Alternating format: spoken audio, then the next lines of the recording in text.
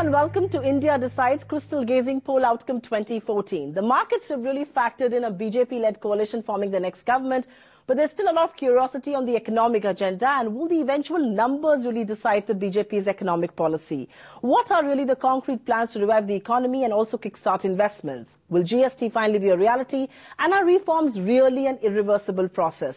We have with us a very special panel, Mr. Piyush Goyal, the National Treasurer of the BJP. He serves on the Standing Committee of Finance and also on the Consultative Committee of Defence, and many believe will be an important voice in policy making in Mr. Modi's government. This show also has Mr. Swaminathan Iyer, our consulting editor, and Professor Bibek Debroy from the Centre of Policy Research and also a consulting editor. Thanks very much, gentlemen, for being with us. So, Mr. Goyal, I'm going to begin with you. And thank you very much for being with us despite a sore throat there. Will the scope of the poll mandate really be a decisive factor in BJP's economic policy? That's the thing that markets want to know. A 180, 210, 220, will those numbers eventually decide what your economic policy will be? Well, Mr. Modi is well known for being unyielding in terms of his model of governance, his model of probity, his model of good governance, and the fact that he's a very development and progress-oriented person. I don't think the numbers, A, will determine his policy. B, I don't think the numbers will be a detriment to his policy. I can very clearly see we had launched the Mission 272 Plus, and as each day passes, and as we see a flock of new allies, new people joining the party, I think we are probably more and more closer to 272, if not having already gone to a situation where we will give Mr. Modi a decisive mandate. The public wants a stable government. People want to repose faith in a government that can deliver. Mr. Goyal is a very optimistic man and he has reasons to be so. But Professor Debroy, I want to come to you. Do you believe the numbers will eventually decide what the economic policy will be laid out on the table? I think that's largely a function of how you define economic policy. Because my diagnosis has always been that much of the collapse in the last 5 years has been primarily administrative.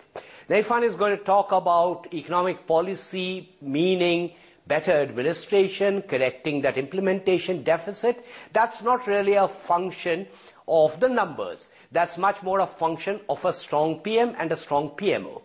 However, the moment you're talking about economic policy defined by legislation, where legislative changes are necessary, then I think it is indeed the case that whether you are at 200 or whether you are at 240, that does make a difference. So I think one needs to pin down what one means by that expression economic policy. Mr. Modi constantly keeps talking about empowerment versus entitlement. He talks about deliverables versus doleouts. Will we see the BJP do away with the doleouts? Is there scope for, say, tweaking the MNREGA to begin with? Supriya, I think two important things you must bear in mind. Empowerment is an agenda for the long run.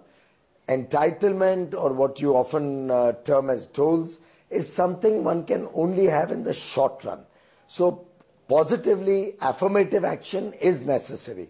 You cannot suddenly tell a poor man or a hungry man that there will be no affirmative action, no support to the deprived or underprivileged from tomorrow.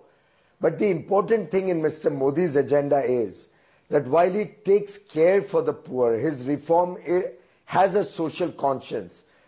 At the same time, he ensures that simultaneously we empower the poor. Also unburden the farms so that more and more people move into maybe organized labor or organized jobs, and the farm income helps people get a better lives for the farming community. So I think his is a two-pronged approach. Empower the people in the long run, positive or affirmative action to assuage their requirements in the short run. Of course, as regards Manrega, which you just mentioned, we believe Manrega will have to be converted into an asset-creating exercise rather than just a dole. Fair enough. I'm going to take reactions to each one of those points and get Swaminathan Iyer into this discussion now. Swami, while every government speaks about empowerment and entitlement, the reality of politics, and will that change? Doles are here to stay. No political party, Mr. Goyal is making a point there, but no political party, will any political party have the courage to go ahead and curb those dole outs? Well, I would say let's take some specifics. The doles that in my mind are most unworthy and the ones that have caused the most problem in the last 4 or 5 years has been this runaway increase in subsidies on oil products. I remember when I became a journalist, all oil went at market prices. There was no price controls on oil at all. And right now, they keep having this price control. They can't get away from decontrol. Mr. Chidambaram said by 50 paisa, I will do away with it. Unfortunately, the price rose even higher and the diesel subsidy is as high as ever. So there is no way that the diesel subsidy is a subsidy for the poor. Daridra Narayan is not benefiting. This is benefiting a swath of the middle class, including well-off people like me and you. So the question is, okay, we fully understood that Mr. Modi says that there are certain kinds of doles, unworthy doles, which need to be stopped. Surely the most unworthy will turn out to be these various subsidies on things like diesel and cooking gas. You have not mentioned that in your program. But if you want to empower people by building infrastructure, you need money for that infrastructure. The obvious way is to get it away from the least worthy subsidies. So I would like to say, are you not going to tackle these two? Beyond that equals electricity. There's free power all over the place in most places. Mr. Modi has introduced something in Gujarat. But in other states, there are farmers with 20 tube wells, 40 tube wells, 100 tube wells. Big fellows not paying a penny. I mean, this is surely cannot be justified as something for the poor. So on these specific things, diesel, cooking gas, electricity, what will Mr. Modi do? Mr. Goel, come in on that. What will be the BJP's policy as far as diesel deregulation is concerned? It really is the big culprit. Our policy will be to control inflation on the one hand, let petroleum prices gradually find their right level. Obviously, we've already seen with Modi's name being coming in as becoming Prime Minister, the rupee-dollar parity is getting better. I personally see the rupee at 55, 57 to a dollar, which will itself ease the pressure of rising petroleum prices. What Mr. Modi will do is look at it more holistically and gradually bring about a situation that inflation is under check and subsidies on such products will gradually come down. Let's talk about priorities, and one would believe that GST will be a priority of a BJP-led government. Mr. Goel, how do you intend bringing about a consensus? It's been stuck in political crossfires. Do you really believe there will be a solution to what many believe could be a game-changing reform, the GST particularly? Well, BJP is for rationalization and simplification of taxes. There can be no denying the benefits of that. But we also believe that GST got stuck in the quagmire of the lack of confidence in the central government. If you recall, when the central sales tax rates were reduced, the central government had given compensation to the states which lost out for 3 years and said within 3 years they will bring about GST. The 3-year period passed, they stopped giving compensation, but GST didn't come in. Now the government was completely unfair to the losing states when they did not compensate them for the loss of GST. If only they had stuck to their commitment to compensate such states, maybe the states would have had more confidence in the centre's ability to manage fairly the GST regime. I think the lack of confidence in the central government is one of the prime reasons that GST could not happen. A strong government led by a very decisive leader like Mr. Modi, I believe, can introduce GST. He will have to address the issue of protecting the state's interest. He will have to take the states into confidence, particularly when they are faced with natural calamities or disasters such as an earthquake or a tsunami, how they would be compensated or how their interests would be protected in such a situation. And he will have to address the issue of merit goods versus demerit goods. How we can ensure that the common man's products don't become costlier and the rich man's products are not the sole beneficiaries of GST.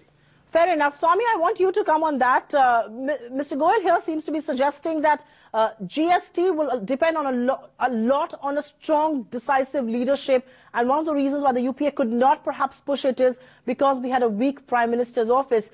Do you buy that argument? And do you actually see the BJP pushing the GST if they were to come to power? No, merely saying that I'm going to be a strong Prime Minister, if the states don't agree, what is the point of saying I'm strong, I'm strong? And as Mr. Goel said, just as you can say the states did not have faith in the centre, I think I would say it's only fair to say the centre didn't have very much faith in the states, saying why are you dragging your feet so much? So, I mean, this has to be mutually done. It is not something that will fly or not fly depending on the strength. But more to the point, it seems to me, is that we've reached a situation of a new license permit Raj, which is not permitting the economy to go forward. The government says 6 lakh crore worth of projects have been cleared.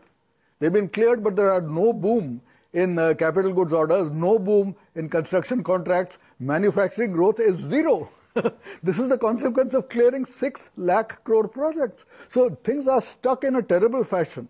It is not just at the central level, at the state level, many of these barriers have come up. It is now taking 10 to 12 years to open a coal mine, and apparently there are now 100 clearances. So, I mean, the biggest problem is not, if you ask me, is not GST. The biggest problem is not FDI. Without those, we managed to get 9% growth. But earlier on, when projects were cleared, it got translated into actuality. That transmission has disappeared. That to me is the most urgent task. And there is this new license permit, Raj, based on 4 things: environment, forest, tribals, land acquisition. It has completely held up this government. I would like to ask Mr. Goyal, what magic wand do you have that Chidambaram didn't? Because Chidambaram thought that by making the clearances, suddenly the economy will take off. Mr. Modi comes. How will he get over this log jam that we are seeing in transmitting decision making into implemented projects? That's an important point, and Mr. Goyal, I would want you to react to that, because everybody believes 6.6 lakh crore worth of projects, like Swami pointed out there, have been cleared. Investment hasn't broken ground. Will your government be looking at something like an infrastructure ministry? Will you be getting the states on board in a body like the CCI? Because hurdles are created at the state level. I mean, even though centre is clearing the projects. How do you intend addressing that log jam, which will perhaps begin to kickstart investment? Well, the other day I was discussing with the finance ministry officials, and when they mentioned that they have cleared some 257 proposals, I asked them to name even one which has got kick-started. And I think Mr. Iyer has raised a very valid point. They could not name one project which has got off the ground. But the problem with the government is they have not thought through this whole thing in a composite fashion. Why are the projects not off the ground? Apart from the state's role in it, the other aspect is bank loans have lapsed, so they don't have any bank sanctions anymore. Projects have had an overrun because of time delays. That overrun needs to be financed by additional loans. It needs additional equity, which promoters have run out of, especially in an environment that profits are down and there's so much tax harassment by the officials. I think what we will have to do is empower the banks to once again start looking at these projects favorably. We'll have to stop things like the government agencies threatening bank managers for their commercial decisions. We'll have to stop giving diktats from the finance ministry to the banking sector, which almost micromanages banks and they lose incentive to work. We may also probably have to create something like a equity fund, a seed capital or an equity fund, which provides the much needed infusion of equity to kickstart these projects, because they need some equity support. And something like what the US or Europe did in 2008-9, where they pulled up the projects or pulled up banks and financial institutions which were in distress by giving government support. But after 4 or 5 years, they were able to encash their money at a high profit in most cases. So the government will have to think through the process of kickstarting these projects. Mr. Modi has already mentioned that his government will not be a government of Prime Minister and Cabinet Ministers. It will be a government of Prime Minister, the State Chief Ministers and his Cabinet. And each ministry will be the Central Minister and the 29 State Ministers. So environment will be actually in a collaborative and consensus building process. All these issues will be sorted out. Mr. Goyal, you are a trained CA, and which is why I'm going to ask you this question.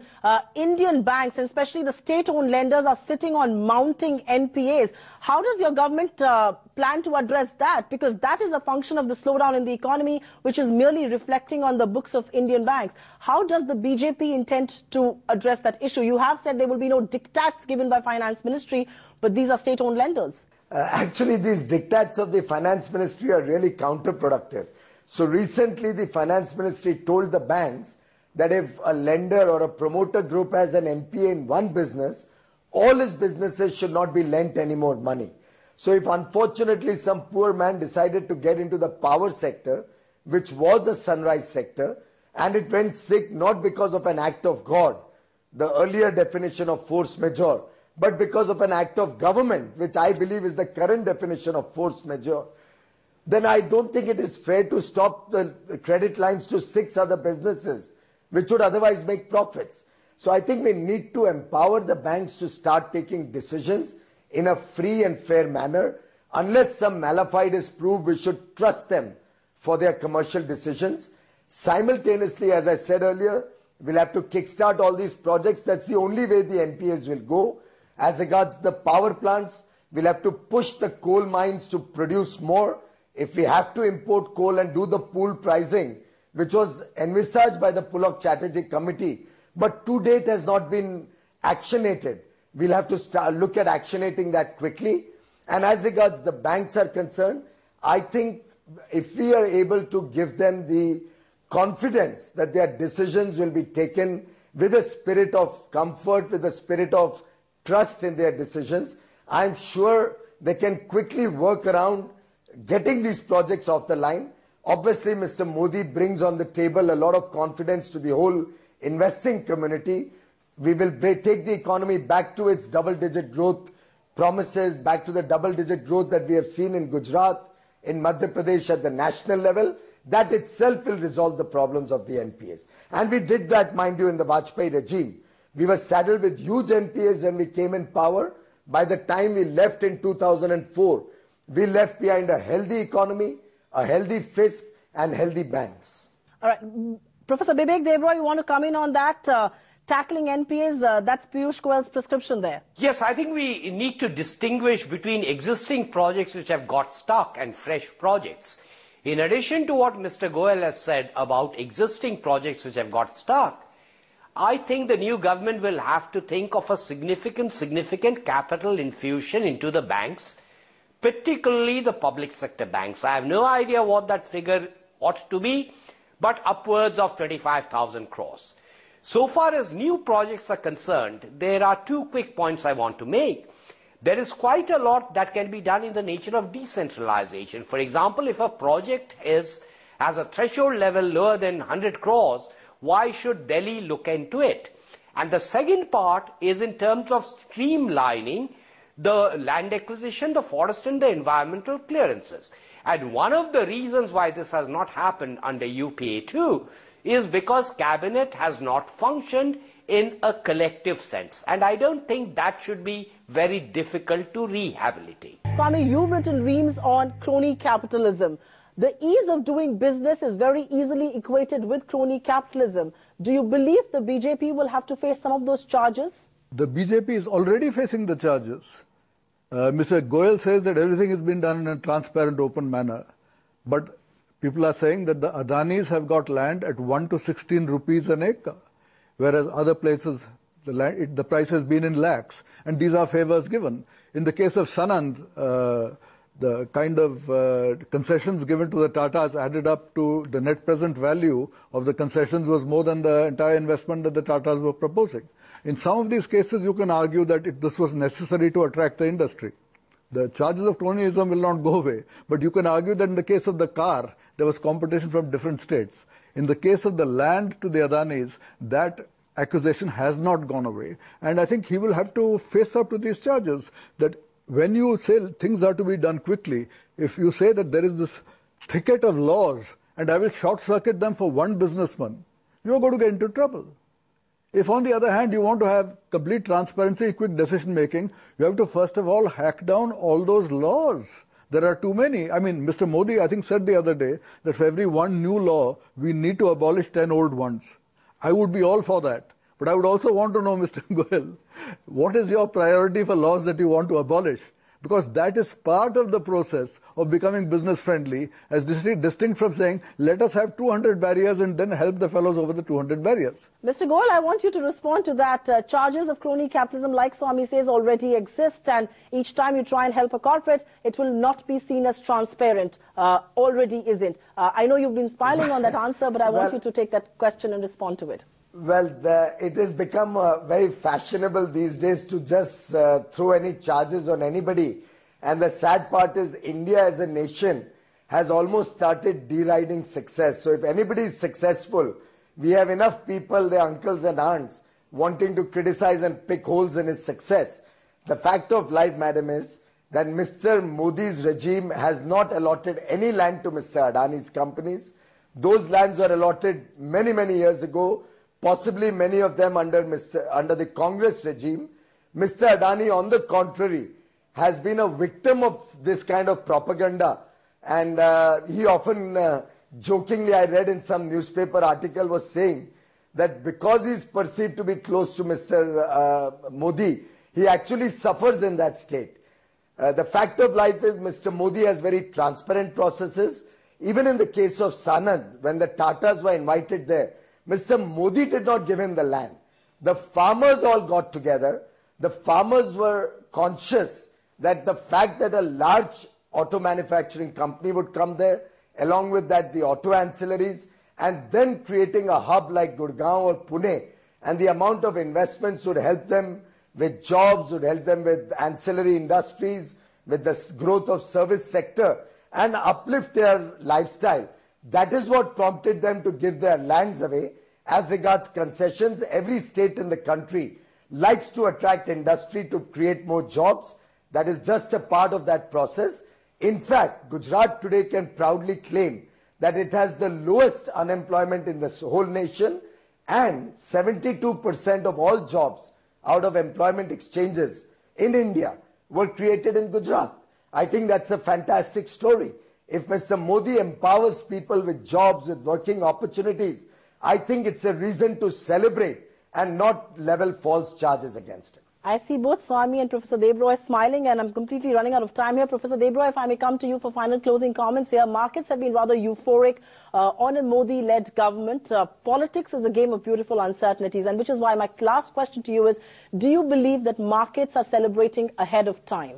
Well, markets always tend to overreact a little bit, but I think the markets are recognizing that there will be a government which is likely to deliver. However, markets are also not recognizing is that not everything can be fixed instantly and overnight. However, I think the sentiment being positive is something that is unambiguous. All right, sentiment being positive is unambiguous. Swaminathan Iyer, I'm going to come to you for the last final comment. Markets overreacting and perhaps misplacing their hopes a tad too early? I would say, please look, who is doing the buying? Are Indians buying or foreigners? The answer is even today Indian mutual funds are sellers. It's entirely foreigners who are buyers. So it's not exactly that, the Indian public has got so much confidence that they are jumping into the stock market. Not at all. Rather, there are foreigners who are looking around and they say, the returns on assets in other parts of the world are so dismal that let us give a little chance to Modi. So, let us understand what's being called euphoria. I don't think the foreign investor is expecting a complete transformation. They themselves are cynical, but they've done their calculations. And they said in India there is some hope forward, but when you look at the other emerging markets in other parts of the world, there are so many uncertainties that India, with all its warts, doesn't look too bad a bet. So that's why the money is coming in. But to me, I can't help emphasizing again and again that if Modi is going to be so good, why are Indian investors not pouring into the market? Why are they still sellers? All right, that's a thought we'll end this discussion with. Piyush Goyal, you'll have to ponder over that one. Why are domestic institutions and retail participants really on the sidelines? With that, we've been completely run out of time here on this edition of India Decides. It's been a pleasure being with all of you gentlemen.